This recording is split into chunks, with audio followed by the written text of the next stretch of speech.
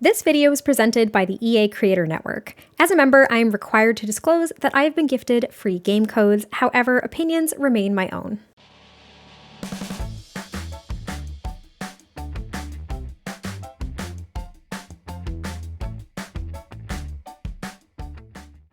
Hey guys, it is MissSimReno. If you are returning to the channel, welcome back. And if you're brand new, I am very excited that you decided to join me here today for another apartment renovation. And we're at 17 Culpepper House in Myshuno.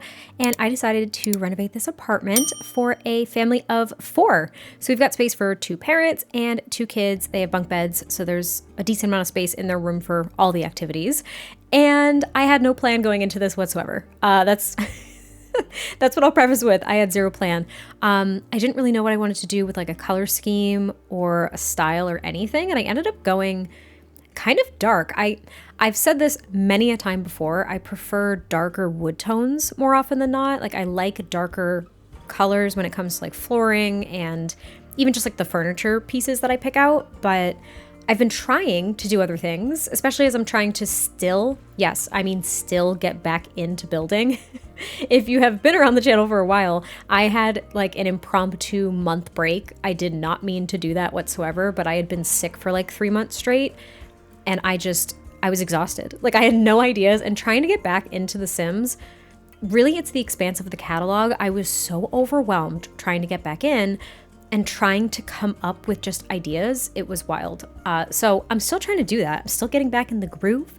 And I had no idea what I wanted this to look like. But once I started to pick out, I don't know, there's different wood tones in this apartment, I'm realizing. I've got like some darker woods. We have kind of the orangey woods on the cabinets. Got some gray woods, some white woods, and then I've got black appliances with touches of darker blue throughout the entire apartment, which I think is a really nice combination. I know I've done it before, or at least something similar. But I really liked how this came out. I wanted the kitchen, the dining, and the living space to be really open to one another too. I think in apartments, it makes it feel a little bit bigger. Granted, this apartment unit is a decent size compared to some of the smaller ones. Like this is a pretty decent size, so I could have closed these spaces off, but I feel like they would have felt a little bit cramped. I've done it many times before. I've made it work because that was my intention. But with this one, I wanted it to feel a little bit more open. So that's what we end up doing. And I really like how it came out. We've got a little entryway, gets you right into the kitchen, dining, and living space. And then there's a hallway that separates the one and only bathroom and then the 2 bedrooms. Now, what you could do as well is you could absolutely add an additional bathroom, like maybe a half bath even, if you wanted to. And you could possibly put it between the 2 bedrooms. I ended up putting walk-in closets for each bedroom between them. It'll make sense when you see it, but that's what I ended up doing. But it could be a full bathroom, it could be a half bathroom. It doesn't matter. I'm just letting you know that there's space to kind of play around with those kinds of things. Now, I really wanted to use these couches from the Crystal Creations kit, but I just didn't really like how they looked. I've been trying to use them. I tried to use them a couple other times as well, and I just like couldn't get behind it. I really like the couches, but I can't find the setting or the vibe that I'm really going for. So I ended up just using these from Cats and Dogs. And then I used the pillows from the Modern Luxe kit. I had to think about it, from the Modern Luxe kit, to just add that touch of blue that I brought throughout this entire apartment. And I thought it looked really nice. Granted, this is one of the few couches with a lot of pillows to begin with. I thought the blue was a nice touch. And I also have a lot of conflicting patterns going on. But I feel like that's really realistic. Like you can't always match your patterns. You might have clashing patterns on like pillows and curtains and rugs and couches and stuff. So we have kind of this diagonal pattern on the curtains.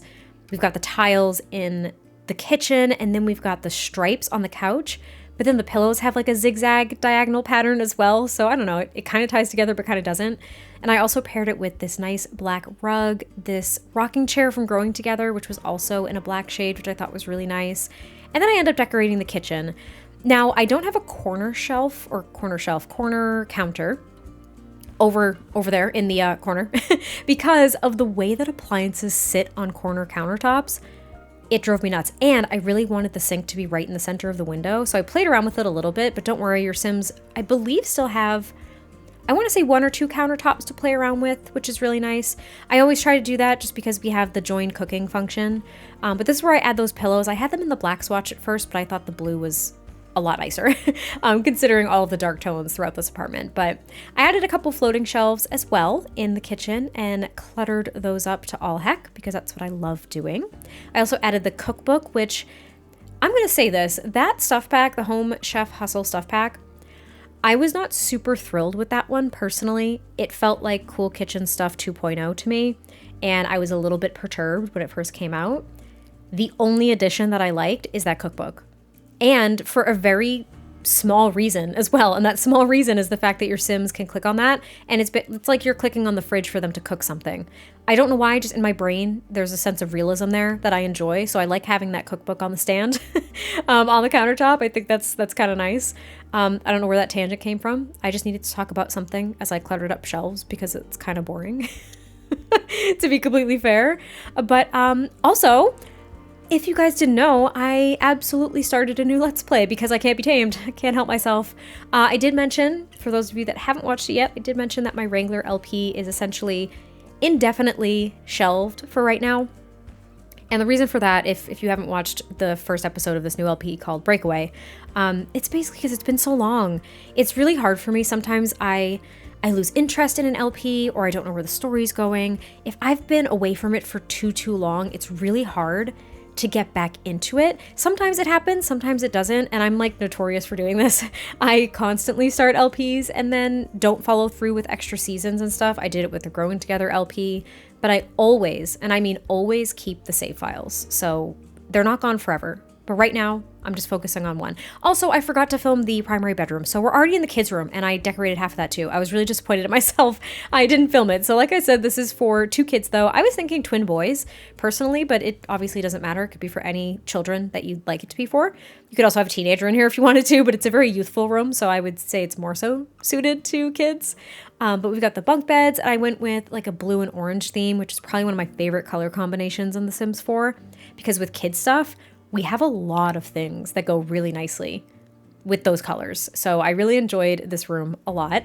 They've got a desk so they can do their homework. I end up giving them, I think, a creativity table. They have the bookcase, though I think the chair technically blocks the bookcase. There are other bookcases in the build, so I didn't see it as a big deal.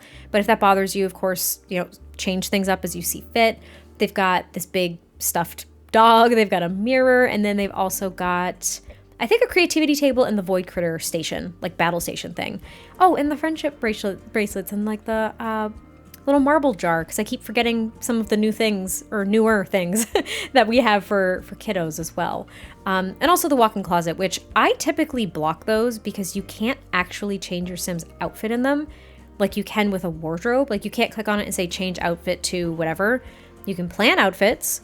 You can look at outfits, and your kids can play in the closet, which is kind of funny, but that's it, which is a little bit odd. And then this is going to be the one and only bathroom as well. It is a bigger bathroom, so there's a little bit more space. There's a shower tub combo, of course, the toilet, sink, all the things that you need for a bathroom, as well as some clutter because I wanted to make it look lived in and used as I typically do.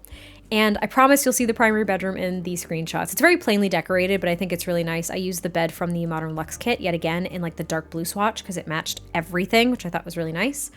And then what else do we decorate? Oh, we decorate the front entryway, which is also it's pretty standard. You got an entryway table, you've got a mirror, and then I also add another closet because there's like 3 or 4 closets in this entire build, which is nuts. But anyway, I hope you all enjoyed this. I cannot wait to hear your thoughts, and I hope you watch my new LP because it's gonna be super fun. But I will talk to you next time I post a video. Bye.